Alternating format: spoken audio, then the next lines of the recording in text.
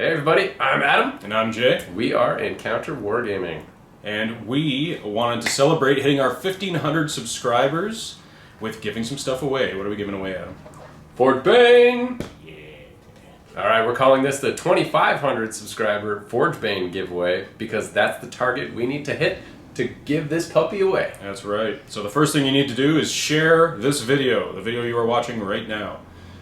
And then click subscribe on YouTube. if you haven't already. That's it for one entry.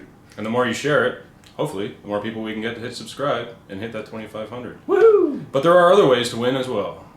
Tell them about it. Well, you can follow us on Twitch. That will also get you an entry. So you subscribe on YouTube, follow us on Twitch.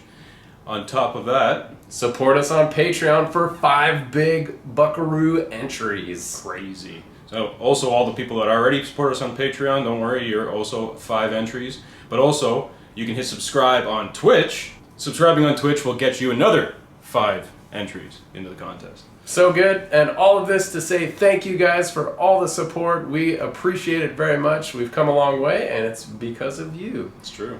It's been a wild ride, and thanks for all the support, all the help, and we want to give you some cool stuff as a thank you.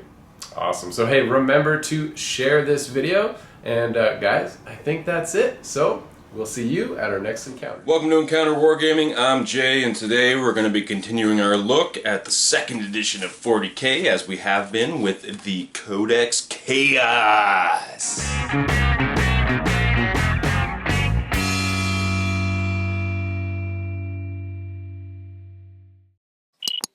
So here it is, boils and ghouls, the second edition Codex Chaos.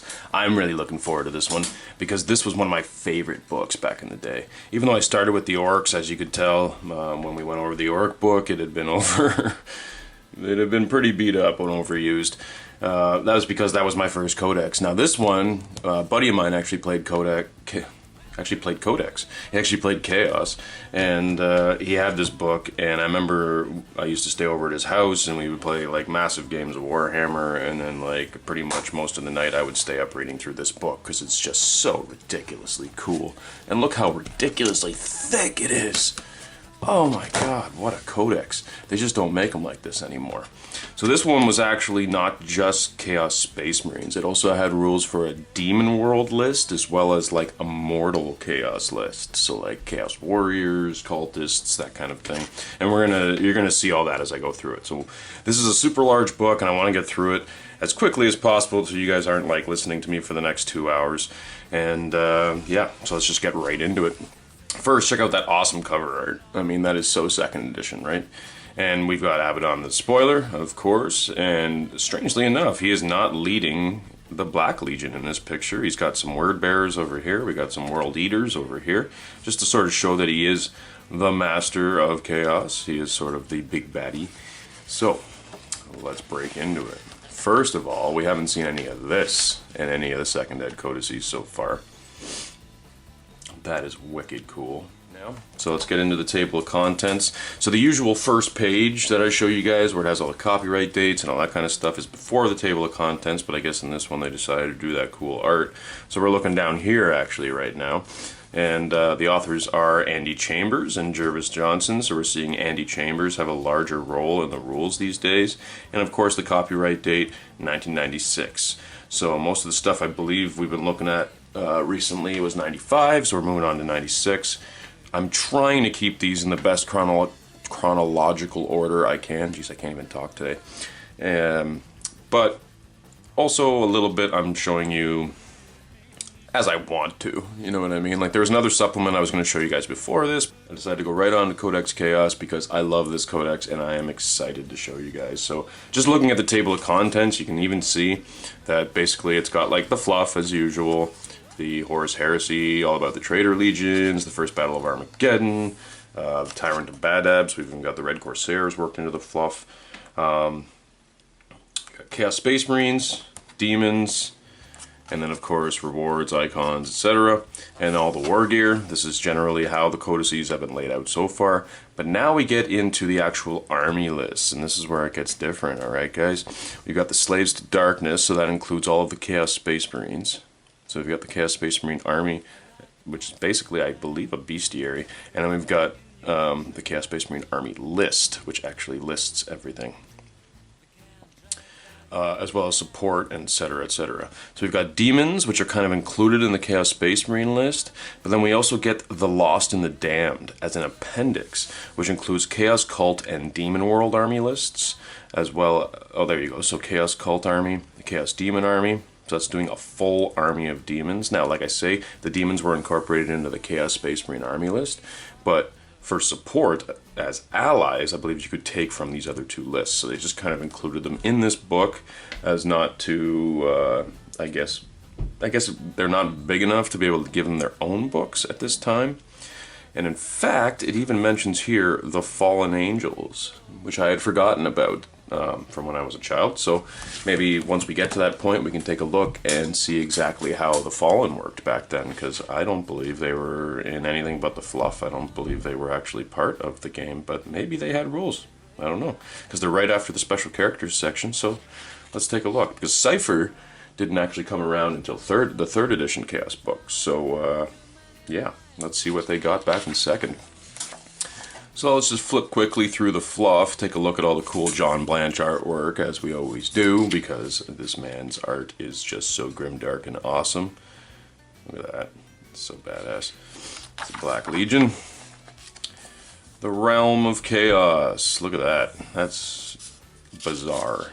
Being, in the main, a history of the depredations of the demonic upon the mortal realm, by both chance and design throughout the reign of the Emperor of Mankind, and the damnation of his righteous servants by the machinations of darkness and the fates thereof.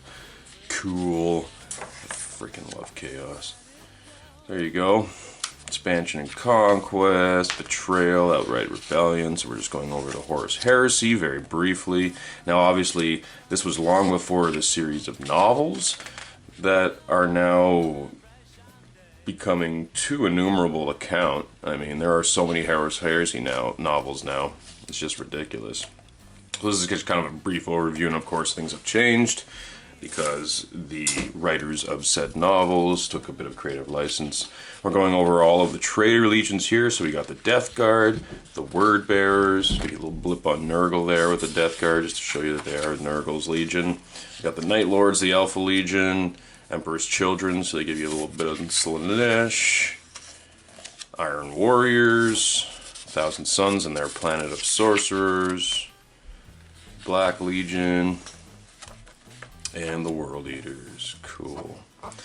So the Long War, just going over, excuse me, going over, you know, basically all the endless Black Crusades that have gone on against Chaos and the Imperium.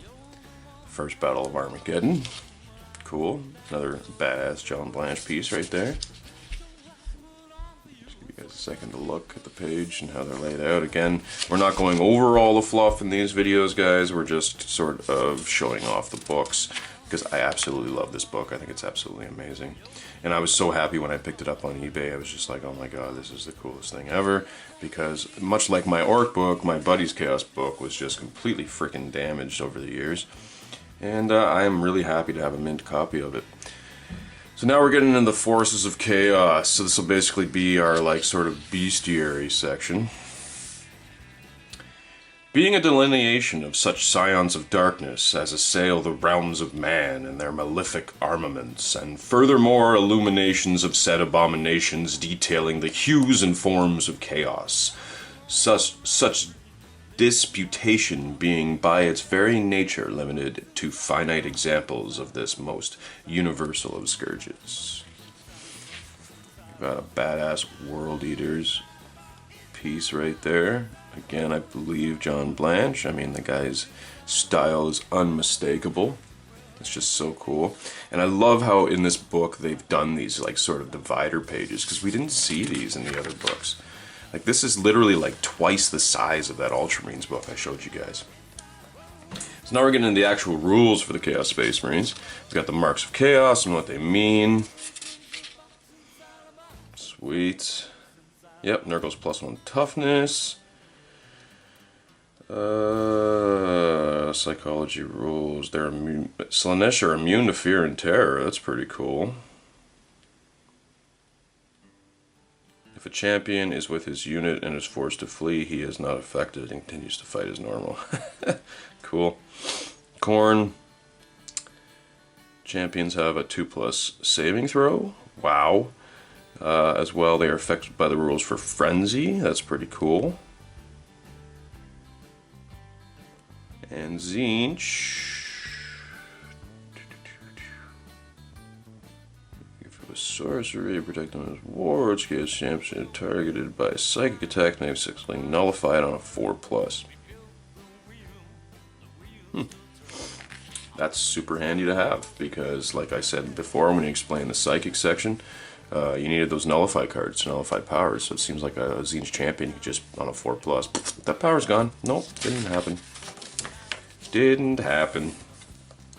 So that would be awesome to include in your Chaos Army.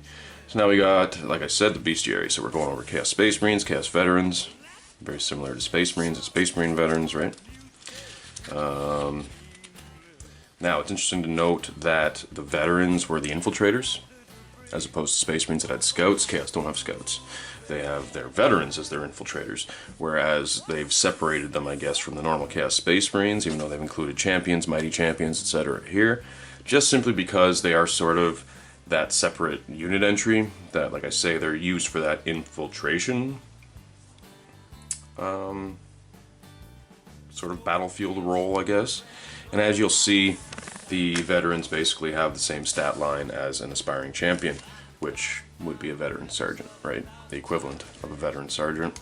We've got Chaos Space Marine Sorcerers, so this is something we didn't see in the original rules that came out for 2nd edition. We only had Chaos Maguses, which was kind of interesting. So now they've introduced Sorcerers, which is wicked awesome. And in fact, some of the current Sorcerer models that people even have kicking around are from this era, which is pretty wild, because they still look awesome. Chaos Space Marine Terminators, and then we've got the Cult Marines. So we've got 1,000 Suns. I just want to take a quick look at the 1,000 Suns. They're immune to psychology, that makes total sense. Spirit Warriors. Immunities as same immunities as demons. They have an unmodified demonic aura save. Okay. They give them an invulnerable save in the current edition, I guess. Or have in recent editions.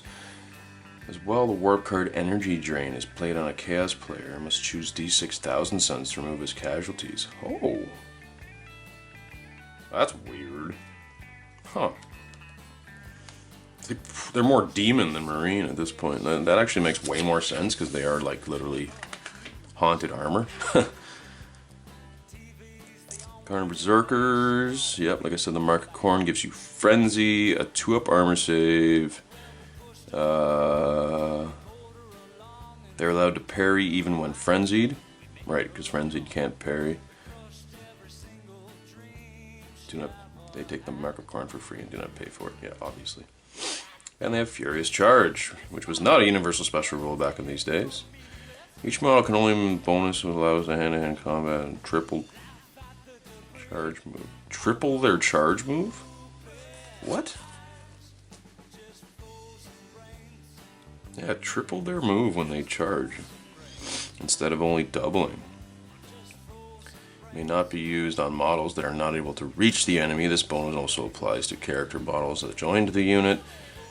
Who is on foot, example, characters don't get the bonus if they are mounted on a beast like a Juggernaut or a Disc of Tzeentch, obviously. Strange that a Disc of Tzeentch could even join a unit of Khorne Berserkers, but whatever, I guess the things were different back then than they are now.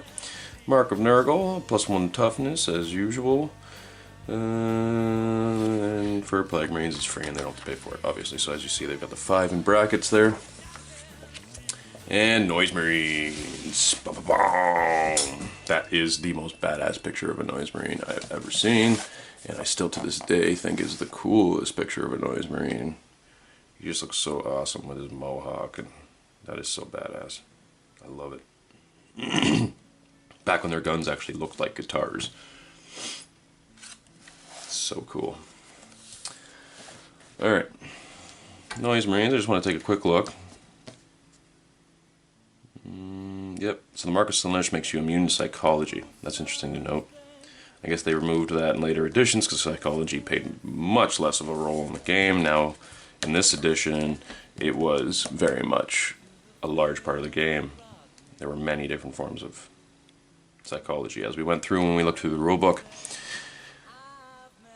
Psychic cacophony. Noise marines emit a constant psychic cacophony of babbling, screaming, braying, and other disorienting noises which will distract psychers nearby.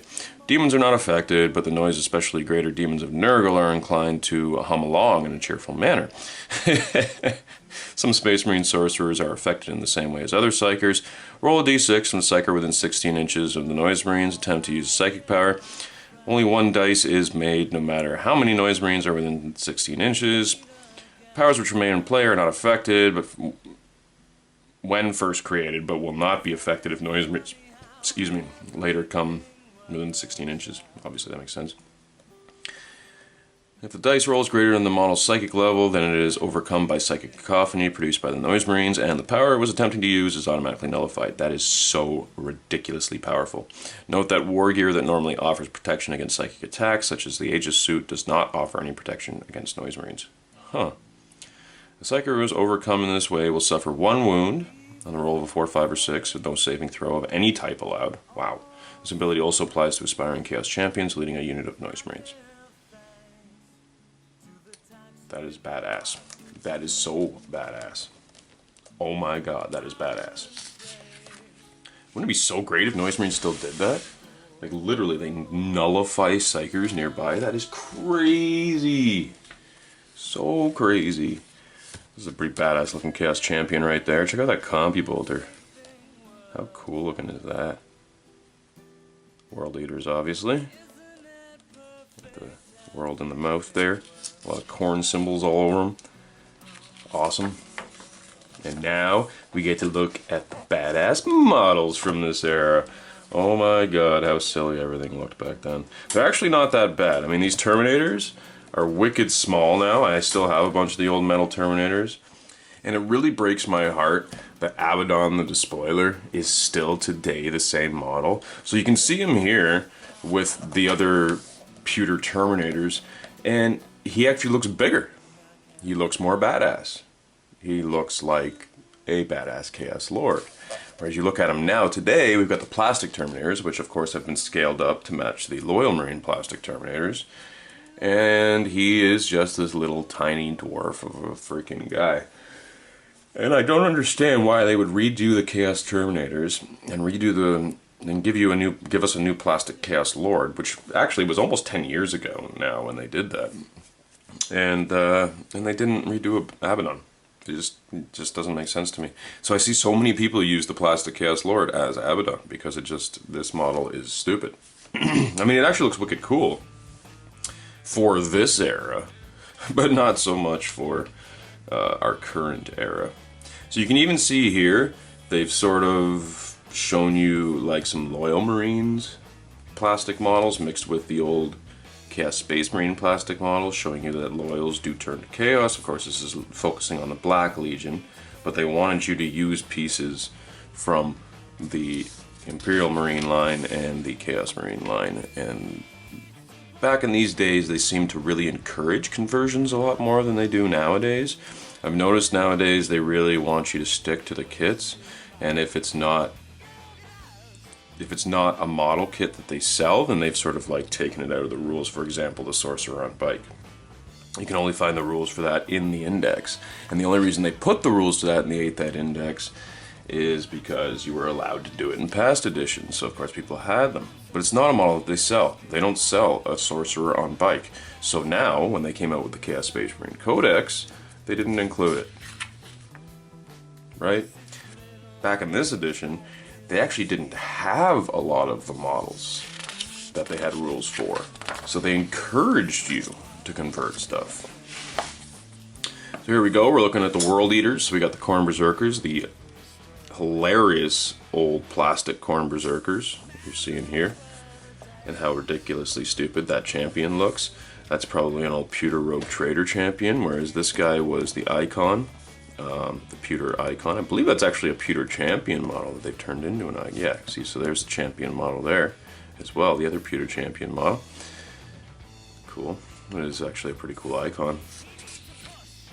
The old Juggernaut I think I still got one of those kicking around somewhere. I don't know about the Rider, but I definitely have the Beast kicking around somewhere.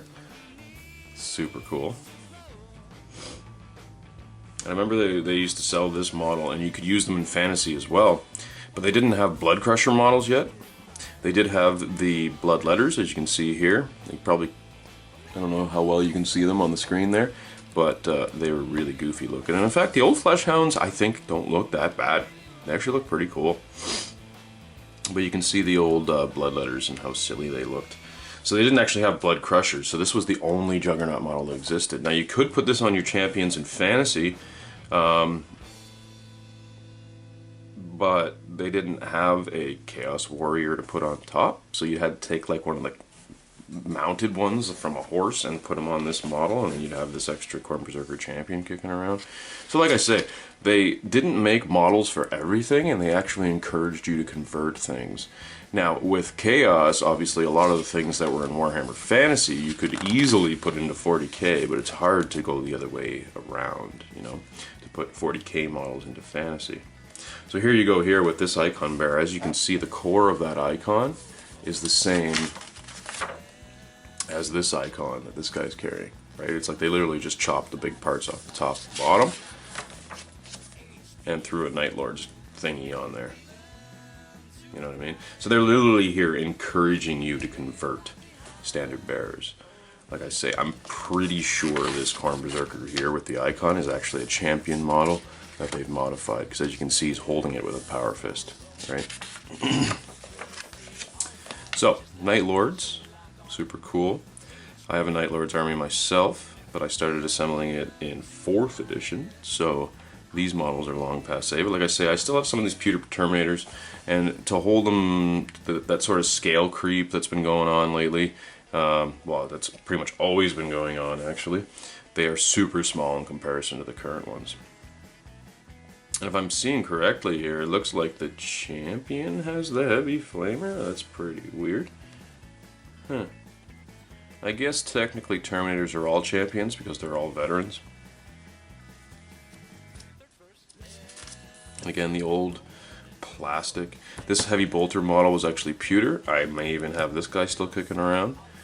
But you've got the old plastic Chaos Space Marines. These are at least the multi-part ones, where their head was attached to their torso. It wasn't a separate piece like the current plastic Space Marines are. Just their arms, their legs, and their backpack were separate pieces. The old pewter Dreadnought. I also had a couple of these in the past, but I have since chewed them up for orc conversions. One I turned into a war boss, and the other one I've used for the legs and various pieces on my Def Dread, or Mecha Dread, depending on how I use him. Plague Marines. So we're looking at the old plastic fish head Plague Marines. This guy here and this guy here are the like sort of one pose Plague Marine models. And then the other ones you're seeing here that are slightly different are the old pewter ones. So you would get a special weapon with the extra pewter guy, right? And then you would just flesh out the unit with the one pose plastic guys. The old Plague Bearers fighting some worm spiders. Those are hilarious. And it's interesting to note that back in this edition, because you purchased your aspiring champions as part of your character's allotment and then added them to the units, you could actually give an aspiring champion Terminator armor and then attach him to a unit of power armored Space Marines, which has just not been done since. It's so crazy that you could do that back then. I thought that was wicked cool when I first discovered that, because you can't do that with Loyal Marines in this edition. So, I mean, unless he was like a captain or something like that, right? So it's just interesting to note that there were weird little idiosyncrasies like that in this edition that just don't exist. So as you can see here, even with the Iron Warriors, they've got a Terminator leading a unit of Chaos Space Marines. So literally you've purchased that aspiring champion with Terminator armor and then attach him to the unit of plastic Chaos Space Marines. And same pewter Dreadnought, showing you again, only now in Iron Warriors colors. Cool. There you go. Abaddon's little army with a mixture of all the legions. At least all the ones we've seen so far. There's Abaddon up there, hanging out with his Terminators. We got the World Eaters, we got the Night Lords. These are all Night Lords too, and then we got the Death Guard. Where's the Iron Warriors? I guess they're not there. So it's just Abaddon with his Black Legion Terminators, and then he's selected war bands from 3 of the other legions. That is interesting. The Predator with the, like... So the face you see on the front of this Predator, actually, was one of the old Rogue Trader / Warhammer Fantasy demons. And the old Predator with the metal sponsons and the metal turret. Just interesting to note that they actually took the demon and threw him on the front just as a simple conversion to make it Death Guard-y looking. That actually looks really good, and in fact, if somebody even had that conversion nowadays, I'd be like, wow, that looks really good. Even for nowadays level of modeling. Alright, we're getting into Fabius Bile. Again, still the same model. Here we are fucking 25 years later, and we're still using the same model. The old Flamers. The mushroom bodies. They made from fungus pretty much. Like they literally had like mushroom bodies, and then they had like these bird heads. They were weird little models, but I remember my buddy had a bunch of them, and I actually thought they were wicked cool at the time. And then here, like I said, they encouraged you to convert. So they're showing you the demon conversion on the front of the Predator. They're showing you all the different, there's the standard we picked out. This guy's got some crazy tentacles, a tail, you know, and you just take a little sculpting putty and make your stuff look awesome. There you go, there's the plastic Space Marine Sergeant. They've turned into a Chaos dude. And in fact, this Chaos Lord here is just an absolutely awesome Chaos conversion, if you ask me. And I believe it's Mephiston. It's the original Mephiston model that they've used. And then they've just, yeah. Blood Angels Mephiston. And you got Abaddon's sword, you got Azrael's Combi Bolter Plasma. That's just a wicked cool conversion. I freaking love that. That is so cool. And you can see his army here. So he's got the Legion of the Damned Sergeant leading this unit of Chaos Space Marines, which is so cool. This is a badass looking Terminator Lord right there. And then we got this Demon Prince from Fantasy. So again, the Warhammer Fantasy Demon Princes were usable in both games, for obvious reasons. A Demon Prince is a Demon Prince. And I believe it's the same now. The standard plastic Demon Prince is used in both games, but back then it was metal, and it was a lot smaller. So this page I used to love going over. Like I say, I used to just hang out at my buddy's house, and I used to just read this book endlessly. And this page just had so much information on it that I just couldn't stop checking it out, and it gives you so many awesome conversion ideas, painting ideas, and just this weird little sketch. It's just the coolest thing. Like we've got Chaos Knight helmets on Space Marines. I still do that on my Chaos Space Marines. Beastman poles, Beastman horns, you know what I mean, on your dudes. Alternate color schemes, so here we've got like green with red and checkered trim and stuff. So it's just telling you, you know, like make your own Chaos Legions too. Chaos Knight torso and add marine pads. Boom. Boom. Awesome. Black Legion. Invent your own. Cool.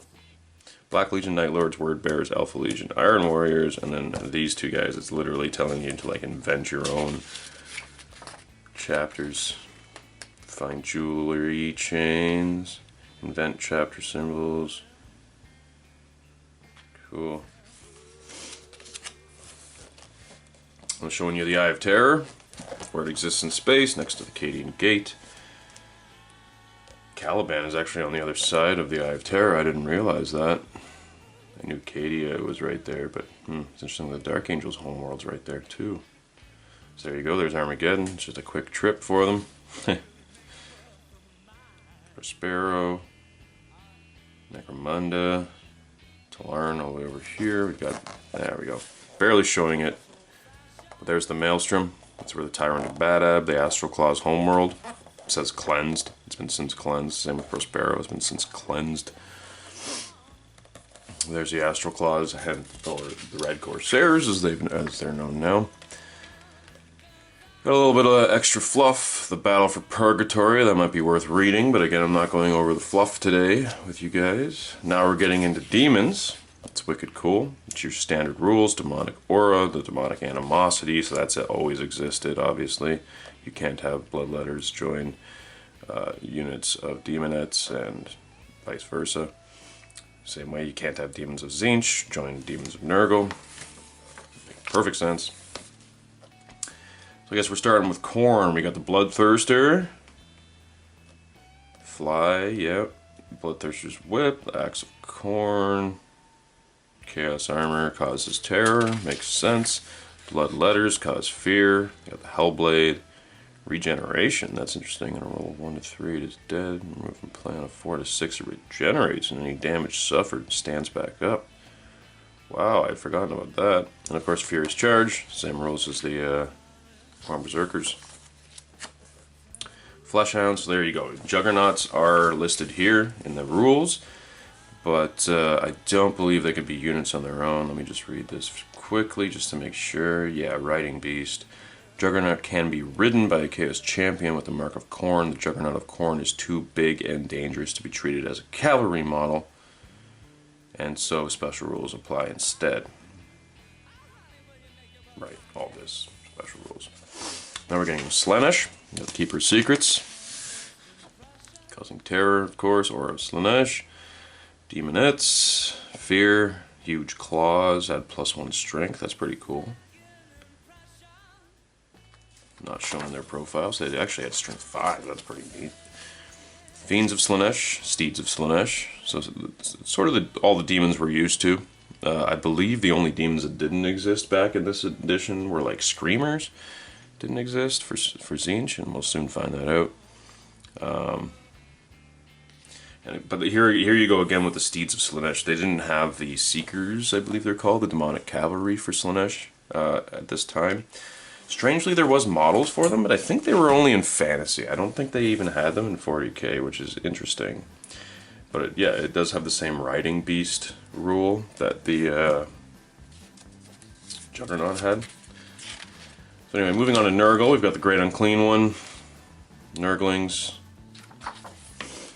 Anyway, Plague Bearers, Beasts of Nurgle. Slime Trail, that's pretty cool. They actually used to leave a slime trail behind them. Slime Trail just makes it hard for them to, hard for many dudes to pile on. So you don't get bonus attacks for having more than one dude attacking at the same time, and etc. etc. We've got the Lord of Change for Tzeentch, Horrors of Tzeentch, so pink and blue horrors, and back in these days they actually used to split, as you can see here, the special rule split, so you'd start with a bunch of pink horrors, and then you shoot one and it splits into 2 blue horrors. They tried to bring that back recently in Age of Sigmar, and it just turned out to be way too overpowered, especially because now they've even introduced Brimstone horrors, and I'm not sure why they did that, because it has pretty much broken both games just by introducing that extra demon in our current world.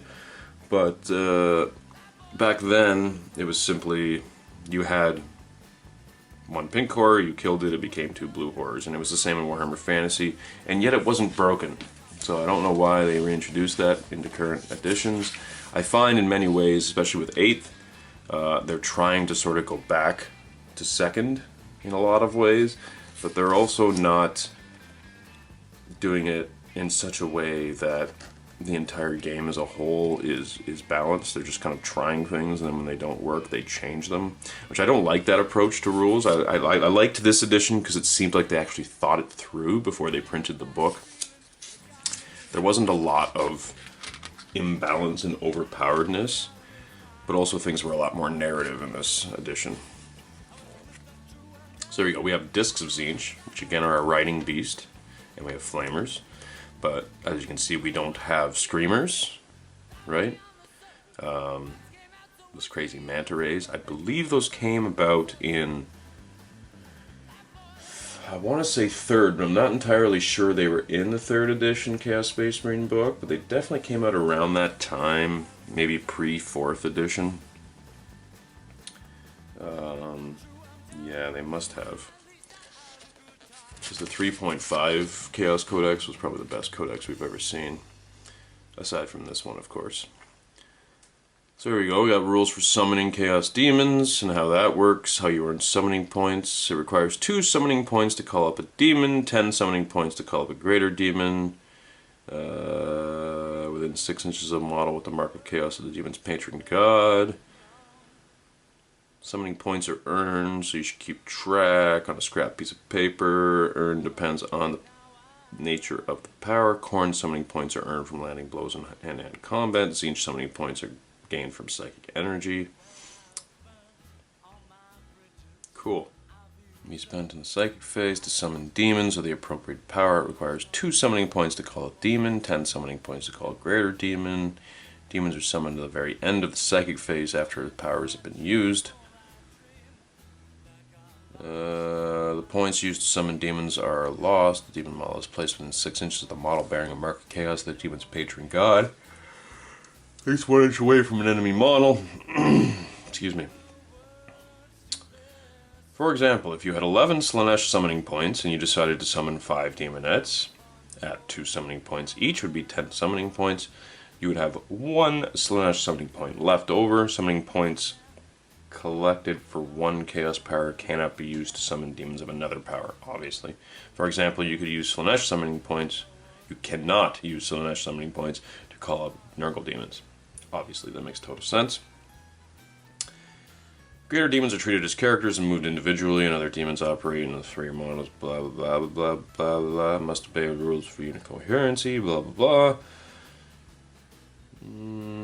Greater demons, you must summon at least 3 models of the same type if you wish to summon any at all. In addition, all demons of the same type that are summoned in the same psychic phase must be placed as a single unit. You could not summon 6 demonettes and place them in 2 units of 3, for example. They would have to be placed in a single unit of 6.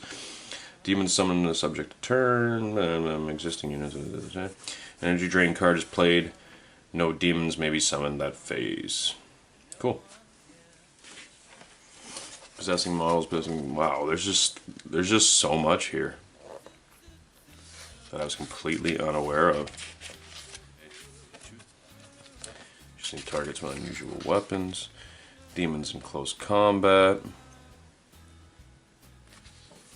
Okay, demonic psychic powers, cool. Oh yeah. In more recent editions, they had the like sort of Brotherhood of Psychers rule, where like the demons of Zinj could all function as one Psyker. Back in this edition,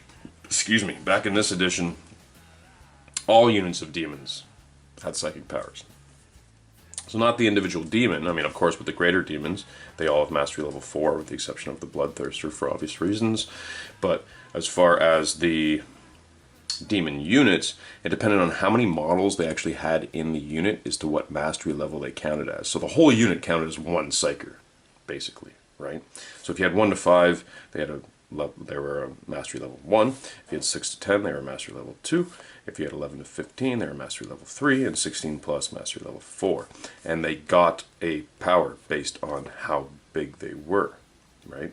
So for the demonettes, you're mastery level 1 with the acquiescence power.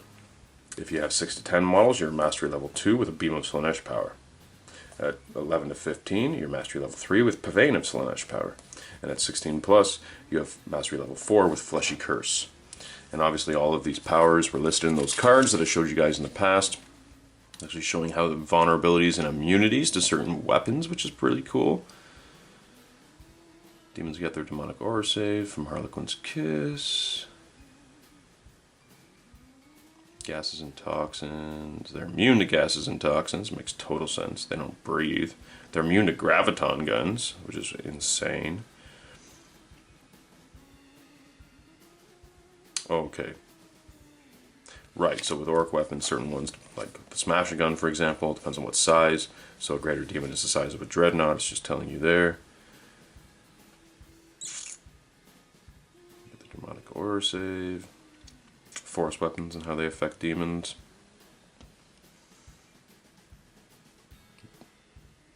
Sword of Azure, Tyranid Bone Sword, Wailing Doom, Rune Staff, Tyranid Sharpened Claws, Biomorphs. Receive no saving throw on behalf of the demonic aura. Interesting. Force Sword, Force Axe. Demon hit by any of these weapons is wounded automatically. Wow, force weapons are really good against demons. This is why Grey Knights carry them. Chaos rewards. So these are basically like, I guess, the equivalent of war gear cards. So these are extra things that you can give to your champions. I won't go over them all here, just because we're trying to move through this quickly. But basically, like I said, these are basically more war gear cards in a way. And then the icons, we got one for every god, and 2 for Chaos Undivided, which is pretty cool, because in the current edition we have 1 for every god, and then 1 for the Undivideds. Flesh Banner and the Warp Banner, interesting. And again, I won't be reading through those right now. Now we're into the war gear section. Vehicle cards, Terminator armor, Terminator weapons, combi weapons, Reaper autocannon, basic weapons, plasma weapons, plasma gun, plasma pistol, those combo weapons, power mace, plague knife, blight grenades. That was a new grenade they introduced just for the plague grenades. Noise marine weapons, we got the Blast Master, the Doom Siren, and the Sonic Blaster. 2-inch blast marker mover fire. Sustained fire 2d6. Wow. Jeez. Oh, neat. I didn't realize that it used that template. Chaos Dreadnoughts, unlike Loyal Dreadnoughts, would go crazy. Like, they were crazed lunatics that they literally put into armor, you know what I mean? As opposed to the sort of demons that they are now. So you've got basically a chart that you're rolling on to see what happens to them. Oh, here we go, it's displaying their weapons over these 2 pages, which is absolutely nuts. Assault launchers, there you go. Boom, boom, boom. Again, what are now smoke launchers. Back then they were assault launchers. You could actually fire grenades out of them. And just a little fluff piece. Now we're into the Slaves of Darkness. Alright. Being an account of the execrable legions of traitors that do battle at the behest of their dark masters, the distribution of their armaments, their numbers and war engines, and the final part, an infernal miscellany of the fallen heroes of man's empire, turned from shepherds into the most voracious of wolves by the lure of chaos. Cool. Alright, so the army list for the Chaos Space Marines works very similar to all the other army lists that we've gone over and all the other codices. You've got your characters allotment, squads allotment, and support allotment, including allies, which includes demons. So let's just take a good look at this. Interesting. So you do pay points for demons. I was wrong when you're about the summoning, but I guess it just allows you to bring them into the battlefield, much like nowadays in 8th edition, where you have to pay points for them when they're put in reserves, and then you can summon them in. You're still paying points for them, as far as the game is concerned. It's just you get to kind of deploy them differently. Yeah, so your standard 50% character allotment, 25%, at least 25% squads, and up to 25% support, which includes allies. Greater demons are bought from the characters section of the army list. Their points count towards the 50% limit. In addition, you can spend up to 25% of your army's points on demons other than greater demons, chosen from the demon section of the army list. Although you buy demons and greater demons when you choose the army, they are not set up on the table and start the game. Instead, they must be summoned onto the battlefield during play. Oh, so it's the only way you could bring them in. That's interesting. Of course, we've got special characters. Mutations. Many of the older Chaos Space Marine models in the Citadel range are depicted with horrible physical mutations such as tentacles, claws, extra limbs, eyes, and so on. In battle, these mutations are considered purely cosmetic and have no effect. Yeah, okay. I guess I didn't need to read that, but I wanted to read that. Moving on. New model, special rules, published in White Dwarf, blah, blah, blah. War gear cards, war gear list. Yep. So here's the war gear list. As you can see here, you've got Terminator armor listed as like 6 different things, because it literally, you purchased the Terminator armor with its weapons for various points.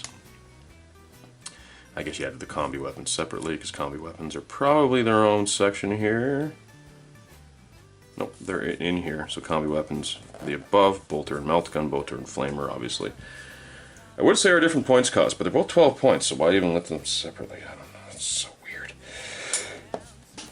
Assault weapons, special weapons, your standard Mark 1 plasma gun. That's something to note.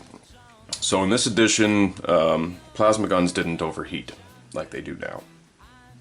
Except for Chaos, because they have the Mark 1 plasma gun, as opposed to the Loyals, which I guess have a newer mark. So plasma guns didn't overheat for Space Marines, but they did for Chaos Space Marines. And then later they introduced that in later editions for everybody, all plasma guns started to overheat. For every race, didn't matter if you were Imperial Guard, Space Marines, Chaos Space Marines, whatever. And then recently now they've changed it so that you have a normal frequency and a higher frequency. And so they only overheat with the overcharged frequency in 8th edition. But back here, all Chaos Space Marine plasma guns overheated because they had older technology, pre-heresy I guess, technology, which was not as reliable. And that is also why they didn't have jump packs in this edition, because they claimed that they weren't able to maintain them over the centuries, or millennia I guess in this case. It wasn't until 3rd edition that they reintroduced the Raptors, which were basically your Chaos Assault Marines with jump packs. But in this edition, there were no jump packs for your Chaos Space Marines. So now we're getting in the actual army list, where we can see our choices. So we've got our characters, we got Chaos Lord, we got the Icon Bearer. That's what I was showing you guys in the color sections there, how they encourage you to convert that kind of stuff. A Sorcerer, of course. Greater Demons, they actually list in the characters section, which is interesting to note. So there you go. So Chaos Space Marines and the Demons are kind of the same army list, but you'll see as we progress into the back part of the book that Demons could be taken on their own. And I am actually very interested to reread that, because now seeing that Chaos Space Marines can only summon demons to the battlefield, I want to see how they work as an army on their own. So we got Chaos Champions, Aspiring Champions, so these are your squad leaders. This is basically your sergeant. Whereas your champions here are like more, like I say, your mighty hero and your exalted champion. So that'll basically be like your captain in your Space Marine list. In squads, we've got Terminators, Veteran Chaos Space Marines. That's what I was saying, these are the Infiltrators, no Scouts. We got your normal Chaos Space Marines, and then we've got your Cult Marines. So you got Plague Marines, Berserkers, Thousand Suns, and Noise Marines. Bikers are also included in squads. It's interesting to note too. Much like the Loyal Marines, you could take a whole army of bikes if you really wanted to. And now we're looking at support. So first off, we want to look at the allies. Yeah. Can be allied with troop chosen from the Orc army list. Okay, that's what I thought. Because in the Orc book it says you could take Chaos. Now, it also says here you may include allies drawn from the Chaos Cult army list in the Lost in the Damned section of this book, and from the Imperial Guard Codex. So you could have Fallen Leman Russes and stuff like that. That is wicked cool, and I'd forgotten that you could even do that, so that is awesome. So that's your sort of Lost in the Damned, Renegades and Heretics kind of situation. And the rest of the support, we've got the Dreadnought, the Land Raider, Rhino Predator, and then we've got Demons. Now, if I read correctly back at the beginning here, Demons are not support, but they are up to 25%. So I think they're their own category separately. So you could have up to 25% support and up to 25% Demons, is my understanding. Fleshhounds, Bloodletters, and Beasts of Nurgle. Plague Bearers, Nurglings, and Horrors. Sorry, Pink Horrors. Because like I say, there wasn't Pink Horrors and Blue Horrors. You purchased Pink Horrors, and then when a Pink Horror died, it became 2 Blue Horrors. Flamers, Demonettes, and Fiends. That's a pretty cool looking Fiend of Slaanesh. Funny, because they never had a model for the Fiend of Slaanesh for the longest time, until they came out with the Demons of Chaos book in 4.5, maybe 5th edition. I guess it was 5th edition when they first came out with their own sort of army list, separate from the Chaos Space Marines. Now we're getting into special characters. Abaddon the Despoiler, the War Master of Chaos. Look at this, he's got 2 pages. Insanity. And John Blanche's version of him. Awesome. Moving on. Karn the Betrayer. That is such a cool picture of Karn the Betrayer. I love that, where he's just like raging out and there's like all these dead naked dudes around him. Just killing peeps in the warp. Badass.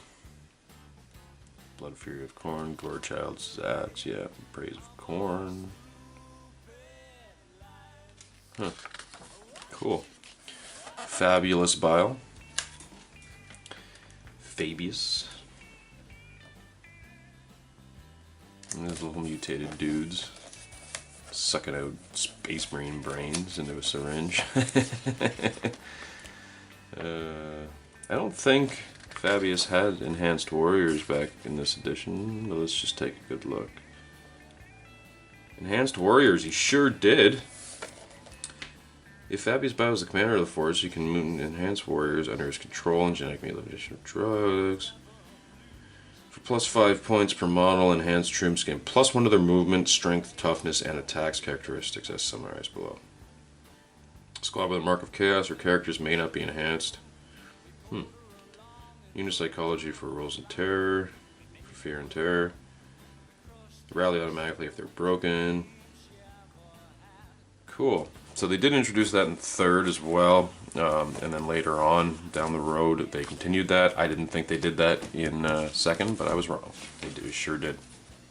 And then here they give you rules for Huron Blackheart, which I thought was wicked awesome because there was no model for Huron Blackheart until like 5th edition 40k, maybe 4th. And they took them out of the rules in 3rd, 4th, and then brought them back in the sort of 5th ed book once they started to redo all the plastic kits and stuff. Like I say, the new plastic Terminators and plastic Space Marines and blah, blah, blah, blah, blah. So a buddy of mine, actually, the guy I was telling you about who played Chaos, he mostly played Alpha Legion, but he had some other stuff too, and he actually built a Huron Blackheart by taking a servo arm and attaching a heavy flamer to it, because in this edition he had a power fist that had a heavy flamer built into it. Now later, when they actually built the model, they gave him that like hand with the mouth in the middle of it, so he looked like he had like a lightning claw that was like shooting flame out of his palm. But back here there was no model for Huron Blackheart. And so it says here he's the Red Corsairs, Renegade Space Marines. To represent this, Huron is leading a force. You may choose weapons, equipment, and vehicles from the War Gear List support section, except allies from the Space Marine Army list using Codex Ultramarines. Hurons face might also use Imperial-only war gear and vehicle cards freely. Note that Huron's Chaos Space Marines are not literally Ultramarines. Rather, they are Renegade Space Marines from various chapters across the galaxy. Boom. So, for example, Chaos couldn't use Razorbacks back in this edition. So my buddy decided to take Huron Blackheart, and he was able to include Razorbacks all of a sudden in his Chaos army. In fact, like, Chaos still can't use Razorbacks, which is silly because they had them. They had them in the Horus Heresy. I don't know why they don't have them post Heresy, but whatever, doesn't matter. Hamadryas, so he still got his little demon buddy, and there you go. There's the Tyrant's Claw. Yep, close combat, strength 8, -5 to your armor save, so it's basically a power fist. And it's got a heavy flamer at strength 5, -3. Yep, makes total sense. Then we've got Ahriman, the greatest sorcerer in the galaxy, except for maybe Eldrad. He's 246 points, 316 if you include his war gear. Wow. He's got literally like 4 pages just dedicated to him. No wonder this book's so thick. Cool, he's got specific, yep, Inferno bolts on his bolter. That's pretty cool. Obviously a whole bunch of fluff. Wow, that's a big one. Cool. Designer's notes, handy chambers, telling you to just go crazy and start converting stuff. That is an awesome Great Unclean One picture. The filth of their visage is nothing to the filth of their hearts. That is so cool. I love how his tongue has a face. Cool, yep, it's showing you that cool Chaos Predator conversion we were just talking about. Look at that. That is so cool. That heavy bolter is like a face? How the heck did they do that? So cool. And you can see here on the front of the Rhino, they put a bunch of armor plates. Cool. White plague rings, that's interesting. Alright. Looks like we got some vehicle data faxes here for you. So this is actually pretty cool, because you've noticed in the past codices, what they've done is printed the front and back on the same page. Then you'd have to cut them out and like fold it over. Whereas this one, they actually printed the front and then the back on the actual back, so you could cut them out and actually use them. So we've got the Land Raider, the Predator. These, of course, are the same as the Loyal Marine equivalents, with some differentiation, I think, when it comes to weapon options. We've got the Chaos Dreadnought, of course. Yeah, as far as I can tell, it's pretty much the same, except, of course, he's got different assault weapons. He's got the Power Scourge, the Thunder Hammer, and the Claw. Like the Loyal Marine one, which can just have the Dreadnought close combo weapon. The Chaos one had options. And I'm so glad they brought that back with Hellbrutes now. Yep, Chaos Space Marine bike. So it would probably be the same as a Loyal Marine bike. And then we've got the specific templates. So there's the Doom Siren template that I showed you guys, where I was just like, oh, I forgot to use that template. That's the template it does. And it's sort of shot forward in a line, as opposed to later editions where it used the Flamer template, and then now it's just like D6 hits like a Flamer. And then Blight Grenade markers, those are your little grenade templates that you'd use for your Blight Grenades. Super cool. And again, they actually printed it on the opposite side, so you could cut them out and use them without having to like glue them together or fold them over. Now the Chaos Rewards, I believe we actually went through when I went through all the War Gear cards, so if you guys want, you can go back to that video and check out all the War Gear cards right there. I did that in the past. You might want to do that after you finish watching this one, because we're still getting into the fun stuff. So yeah, Disc of Tzeentch, yeah, Destiny, Breeze Fire, yeah, I believe we went through all those. And they've even given you extra strategy cards here, which is wicked cool. We went over the strategy cards again in that earlier in this series of videos. So, well, these are the vehicle upgrades, my bad. I believe we actually went through those at the same time I went through the Chaos Rewards and the War Gear cards as well. So I won't spend too much time on that today, because we've already been through all that. And again, you guys can go and check those videos out, because now we're getting into the real fun stuff. The two other army lists that I absolutely loved about this book, the fact that they incorporated this in. So we have the Slaves to Darkness, which are the Chaos Space Marines. Then we have the Lost and the Damned, which is, I guess, your Demon World and your Chaos Cult army lists. Later in 3rd edition, they came out with the Eye of Terror campaign, which was the sort of resurrection of the Lost and the Damned army list, is what they called it, which was your Traitor Guard, basically. In later editions now, they've called them Renegades and Heretics, but it's basically the same thing, the Lost and the Damned.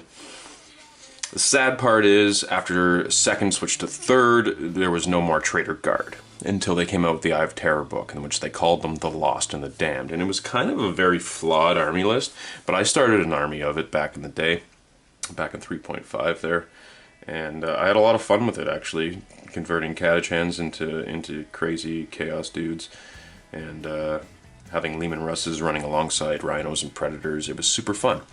But then they even got rid of that for a while, and then we were kind of like, oh, come on, bring back the Traitor Guard. And then Forge World did it with the Renegades and Heretics.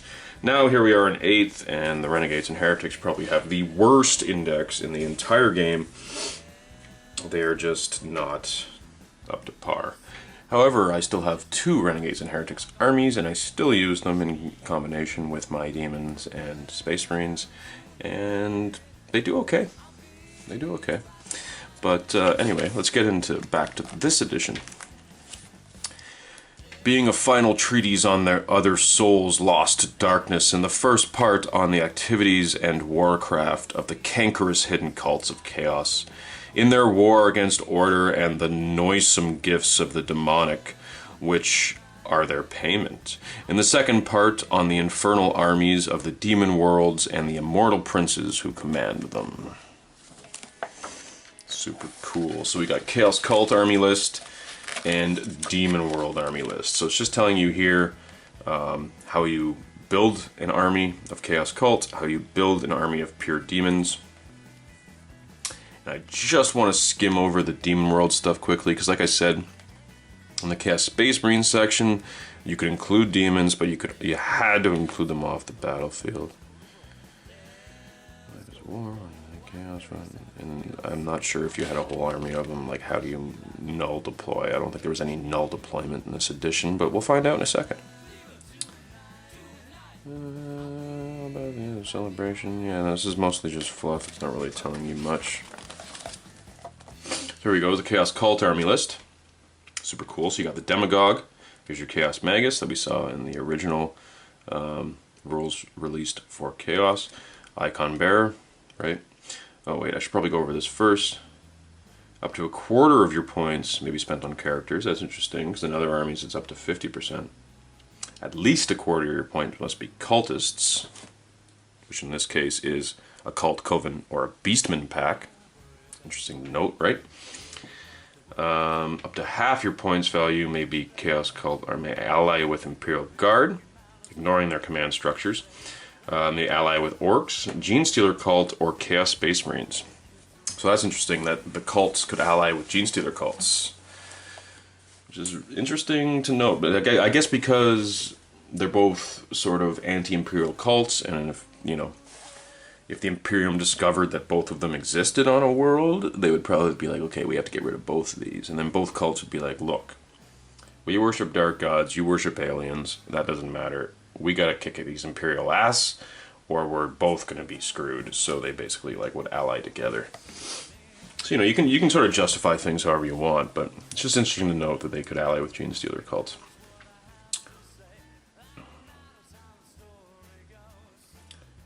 Note, Chaos cults are not allowed to take Chaos rewards or marks of Chaos, although they are allowed to take special demon gifts instead. That are described later. There you go, Beastman Champion. So you could literally have a Beastman army in 40k if you just took the Champion with the Beastman packs. Oh, one Beastman pack per Chaos Cultist Coven. Oh, so you can't take a whole army of Beastmen. But it is wicked cool that you could have Beastmen in your Chaos army, especially since in this edition they've done away with Imperial Beastmen, which were actually a thing, if you can believe that or not. Alright, moving on to our Demon World army list. So here we go. Yep, characters up to half your army can be characters, at least a quarter must be demons and warbands, which are your basic demons. So you've got Bloodletters and Fleshhounds, Demonettes and Fiends, Nurglings and Plaguebearers, and then Horrors and Flamers as your basic troops. And then you've actually got demon characters here. Now, we didn't see demon characters in the other section other than the greater demons. And then we even have demon princes here, which is interesting. Demonic Icon Bearer. Carries Allegiance battle standards, picked from Allegiance Chaos God. Huh. Makes me wonder if that's actually a demon carrying the icon. Looking at the stats for the demons, they're better, so I'm wondering... Chaos Warrior Champions, yeah, there you go. So we literally have, and Beastman Champion, yeah. So in the Demon World army list, you still had mortal followers. You still had the Chaos Magus, you still had Chaos Warrior Champions, weirdly enough. So these are just like mortal Chaos followers that have strapped on armor and decided to summon their demons. Beastman Champion including in this, which is pretty cool. And, yep, Chaos Warrior Warband, there you go. Chaos Hounds and Beastmen. You can actually also have Minotaurs and Trolls. That's nuts. So literally they're like encouraging you to take your Warhammer Fantasy army and add it to your 40k army. Because like I say, the model range was very small in Rogue Trader and 2nd edition, and 40k really was Warhammer Fantasy in space. And at this point, they were starting to get away from that a little bit, but they were still obviously including that, so that's wicked cool. You could have trolls and minotaurs, as well as Chaos Warriors and Chaos Hounds in your Chaos Space Marine army. Super cool. Super cool. And the demonic gifts table, there you go. So like they say, you couldn't take any of the chaos rewards on either the Chaos Cultist army or the Demon army, but they can have demonic gifts, which is super cool too. So they have a whole different table of extra war gear options. Chaos spawns, there you go. And then we've even got special Demon Prince characters. So first of all, the amount of rules for a Chaos spawn, that's just nuts. We've got Doombreed, so there you go, he's the Demon Prince of Khorne. Nakari, the Demon Prince of Slaanesh. Foul Spawn, Demon Prince of Nurgle, who was actually a Chaos spawn as well. And if I remember correctly, this guy was just disgusting, because as he killed things, he like ate back their wounds, and he was able to actually gain back more wounds than he started with. So if you look here, he actually starts with 18 wounds, which is absolutely nuts, because if you look at your other characters, like the Slaanesh guy has 9 wounds, over here your Tzeentch guy has 7 wounds, Doombreed has 8 wounds, this guy starts with 18 wounds. That's absolutely nuts. And I remember I loved this character back in the day, because like I say, he could regenerate. Moves d6 inches just like a Chaos spawn. Any model Foul Spawn moves over and touches, sustains 1 automatic hit for each attack Foul Spawn has. Wow, he's got 7 attacks. Really? So he moves over a Space Marine, the Space Marine automatically gets 7 hits?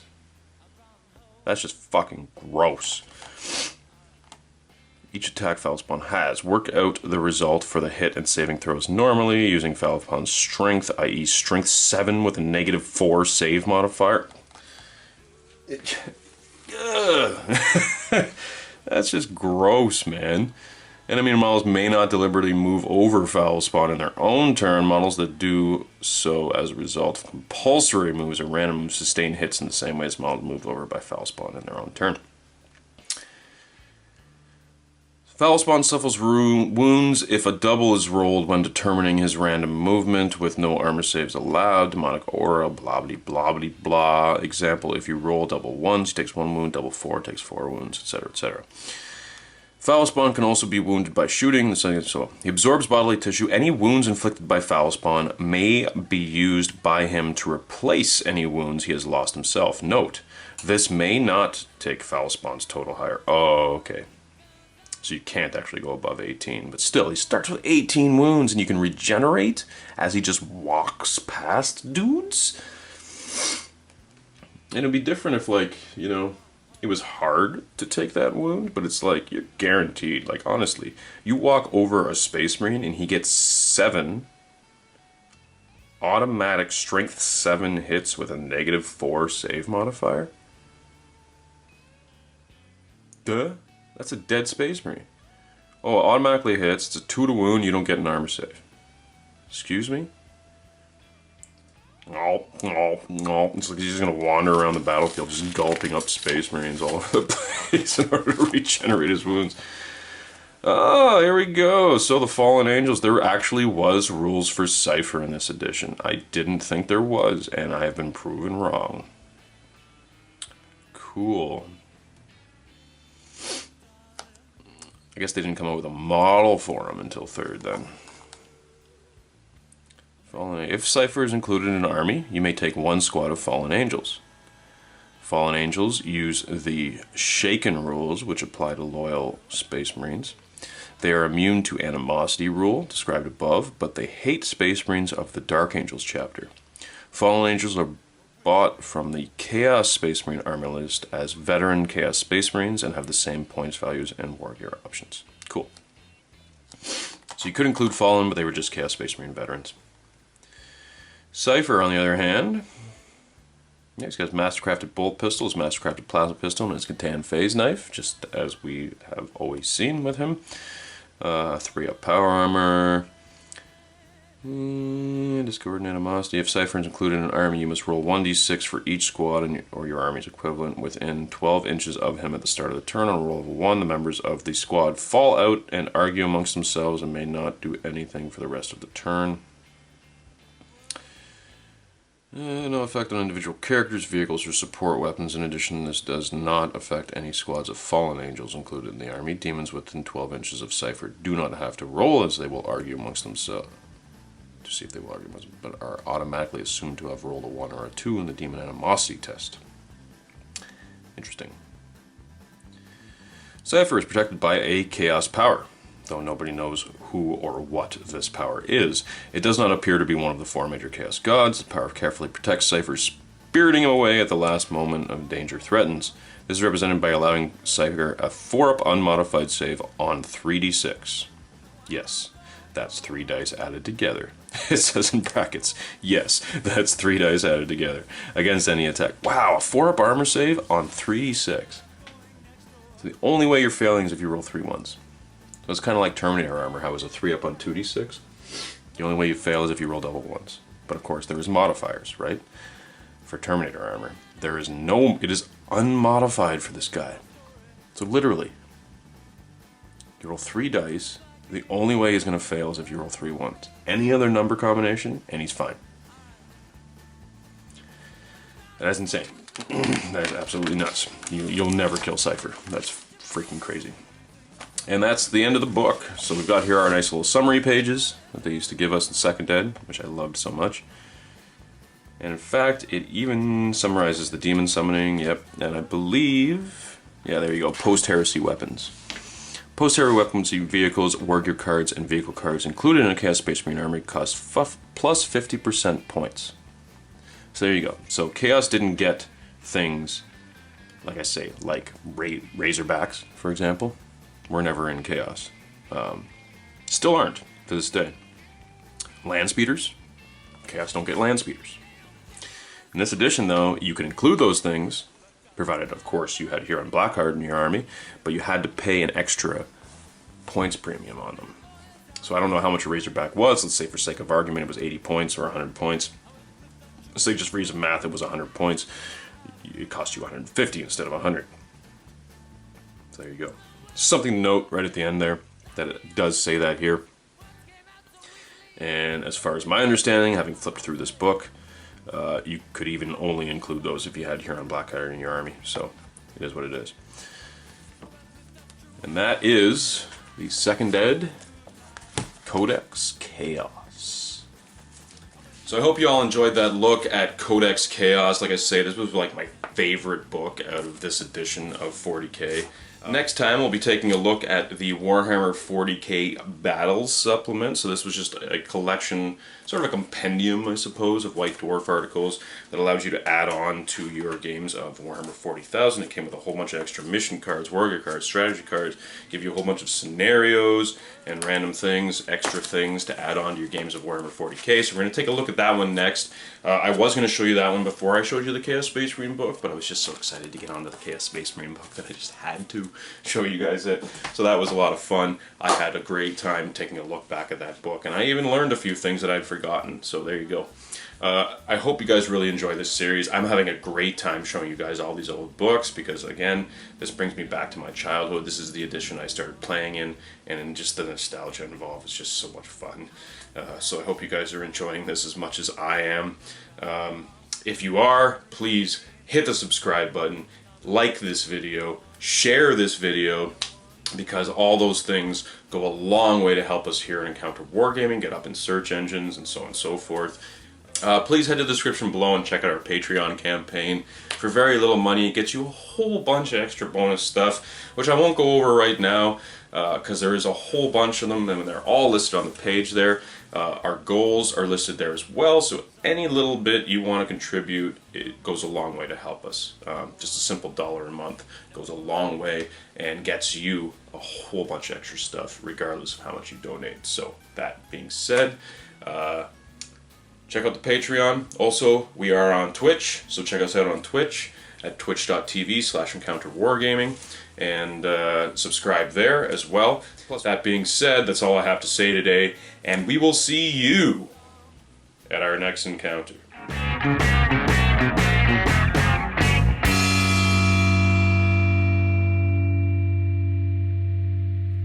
Like a monkey in a rocket on his way back home. Okay.